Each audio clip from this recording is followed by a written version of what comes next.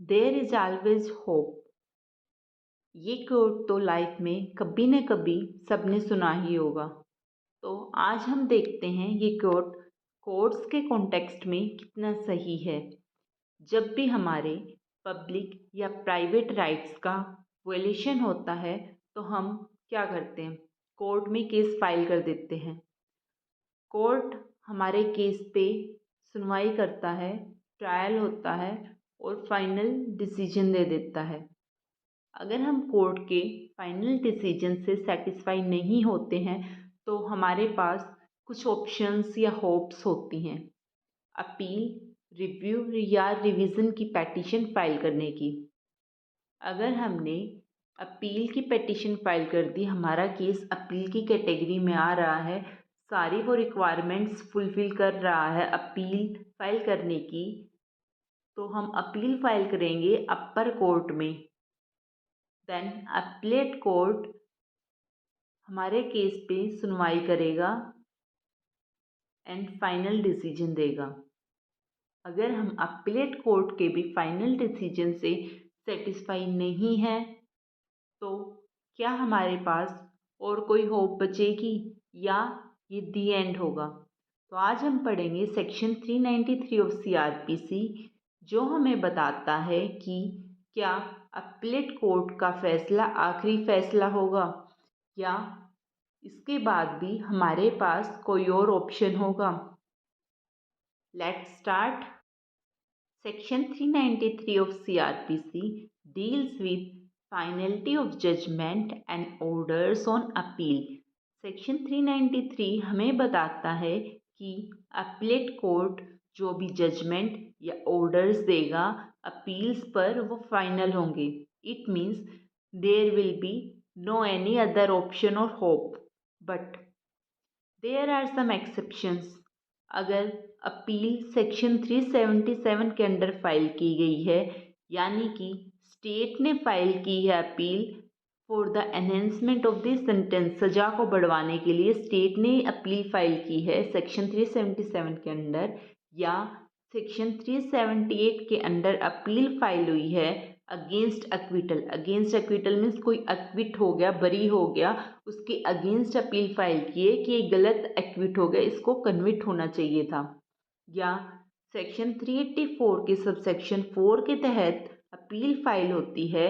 इसमें क्या है, ये हमें बताता है कि अगर जेल अपील डिसमिस हो जाती है। जेल अपील क्या होती है, कोई पर्सन जेल में है, वो जेल ऑफिसर के थ्रू अपनी अपील फाइल करता है, अगर वो डिसमिस हो जाती है तो उसके बाद अगर कोर्ट के सामने कोई फ्रेश अपील आती है थ्रू प्रॉपर चैनल, या मतलब कि रिटन में आई है और एडवोकेट के थ्रू या प्लीडर के थ्रू अपील आई है, तो उस पर कोर्ट सुनवाई करेगा।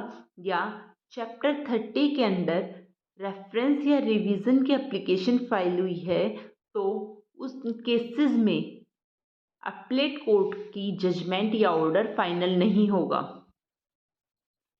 रेफरेंस क्या होती है, लोअर कोर्ट को किसी भी केस में, पेंडिंग केस में, अगर ये लगता है कि इसमें कुछ इनवैलिडिटी ऑफ एक्ट या कॉन्स्टिट्यूशन को अल्ट्रावायरस का कुछ केस बन रहा है, जिसकी अपर कोर्ट ने मतलब हाई कोर्ट ने कोई भी अब तक क्लैरिफिकेशन नहीं दी है, तो लोअर कोर्ट हाई कोर्ट के पास वो केस रेफर कर देगा कि इस केस में क्या करना चाहिए। इसमें इनवैलिडिटी ऑफ कॉन्स्टिट्यूशन या किसी एक्ट या ऑर्डिनेंस का इनवैलिडेशन हो रहा है, कुछ गलती है इसमें। रिवीजन क्या होती है, अगर लोअर कोर्ट ने कोई डिसीजन दिया और उसमें लीगलिटी ऑफ सेंटेंस का क्वेश्चन उठ रहा है।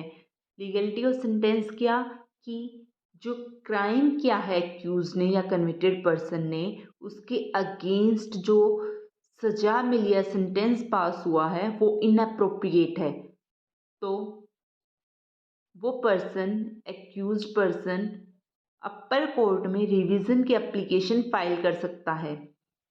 मेनली अगर लोअर कोर्ट ने और अपीलेट कोर्ट ने सेम सज़ा को बरकरार रखा है, मेंटेन रखा है, कोई चेंज नहीं किया, तो रिवीजन की एप्लीकेशन ना के बराबर बनती है। लेकिन अगर अपर कोर्ट या अपीलेट कोर्ट ने लोअर कोर्ट के डिसीजन को मॉडिफाई कर दिया या फिर रिवर्स कर दिया, देन रिवीजन की एप्लीकेशन बन सकती है। तो अगर इन 3 सेक्शंस के अंडर अपील फाइल हुई है या चैप्टर 30 के अंदर कोई पेटिशन फाइल हुई है, तो देयर विल बी होप या options available. Judgment appellate court की फाइनल नहीं होगी। इनके अलावा बाकी सब सेक्शंस के अंडर अपील फाइल हुई है, then that will be final judgment. But apart from disposal of appeals on convictions, court can dispose of appeal under section 377 and 378 in same case। अभी हमने पढ़ा कि अगर सेक्शन 377 या 378 के अंदर कोई भी अपील फाइल हुई है तो उसमें अपीलेट कोर्ट का डिसीजन फाइनल नहीं होगा। बट अगर किसी केस में कन्विक्टेड पर्सन ने केस फाइल कर दिया कि मेरे को गलत सज़ा मिली है, अब मेरी सज़ा कम करो या मेरे को एक्विट करो, उसी केस में स्टेट ने भी केस फाइल कर दिया।